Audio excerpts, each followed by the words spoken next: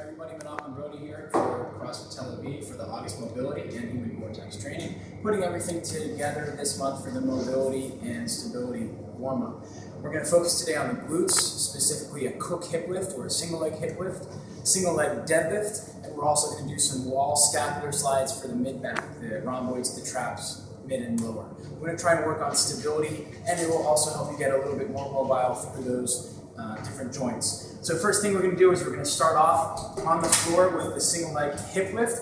Really important, you're going to notice today I am shoeless. The reason this is important is we want stability of the foot as we go through everything.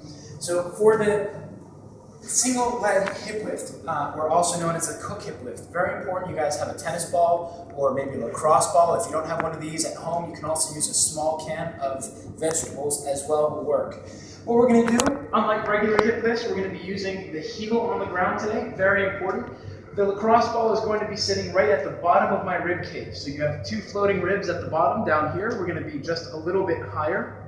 We're going to keep our head resting on the floor. Now here's a very important part of the exercise. We want to make sure that we're bringing that top knee in and actually pulling nice and tight. The reason this is important is it shuts off the hip flexors from helping to stabilize the hip. And it also brings it into a shortened position, which means you're going to be able to fire the glutes on the working side much better. So make sure you're pulling that leg in nice and tight, keeping the toe up. Now, once you have that, what we're going to do is we're going to fire the glute on the left side here and keeping the knee next to the chest. We're going to fire nice and strong through the glute and then back down. You're going to notice when you're first starting that perhaps the hamstring wants to work on the leg that's down, driving through the heel. What that is what Stuart McGill refers to as Gluteal Amnesia, where your glutes forget how to fire and the hamstring is trying to do the work instead to extend the hip, which is very bad.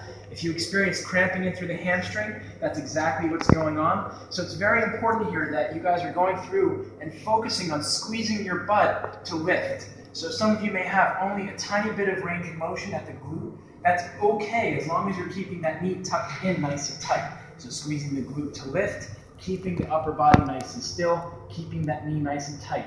A common mistake is that as you come up, you let the knee release and that ball will fall down. That's exactly why the ball is there. We want to make sure that you're pulling in nice and tight. So this is a single leg hip lift. And again, we want to fire the glutes, not the hamstrings. If you experience cramping in through the hamstrings, it means that you're not using the correct muscles to fire. Take your time in getting this correct. So starting off with 2 sets of 8 each side for the single leg hip lift. After that, we're going to go forward into the single leg deadlift. Keep in mind this is a warm-up. We want to use a kettlebell rather than a bar. The reason is it gives you a much better line of action or line of work. We want to keep this light. Today I'm taking a 12 kilo kettlebell, which is less than 10% of my normal deadlift weight. Very important to stay nice and easy through this weight. So for the single leg deadlift, we're going to follow Paul Chek's recommendation of the Chek Institute. We want to keep a 20-degree bend in through the balancing knee. This is going to allow the hamstrings to remain as a stabilizer, not as a prime mover. And we're going to use the glutes to go through the motion. Very important, we keep the shoulders back, head in alignment. We're going to keep a straight line from the heel to the knee, to the hip, to the shoulders, to the head.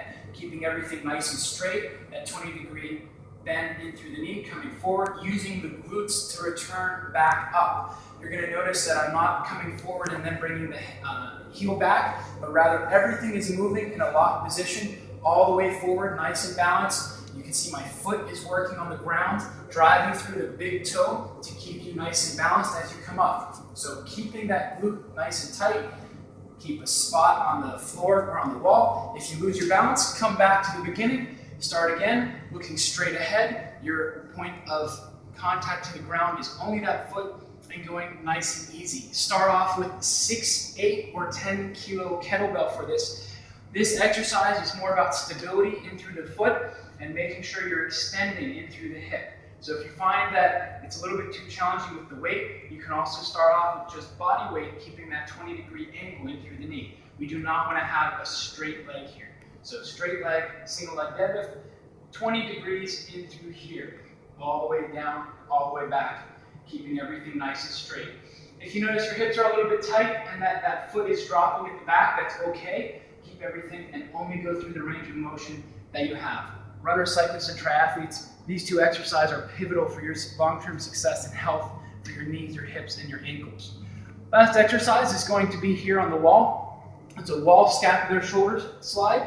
Very important for the mid-back in through here. When we lift our hands overhead, we want something called a glenohumeral rhythm, and that's the humerus, the upper arm bone, and the glenoid, which is the joint connecting to the scapula, should be working together to control that shoulder blade. So what we want to have here is our feet are going to be about a half a foot away from the wall, or about 12 to 14 centimeters. We're going to keep a soft bend in through the knees, keeping the knees nice and tight together, toes up off the ground, and that's going to really challenge you guys.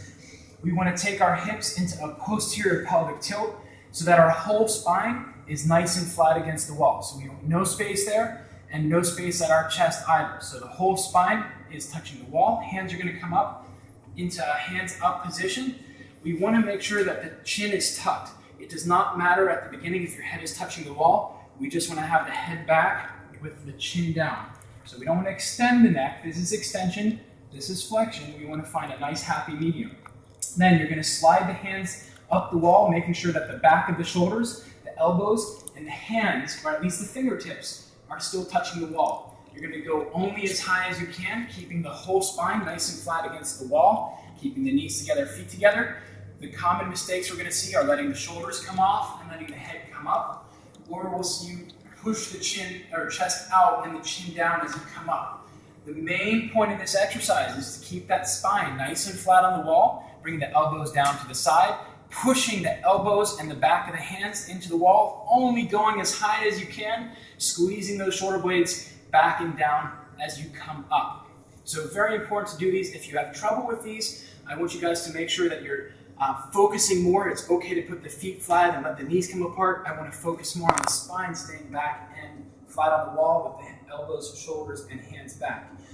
So this is going to be 3 sets of 3, building up to 3 sets of 8. With the single leg deadlift, I'd like for you guys to go through about a set of 10 each leg.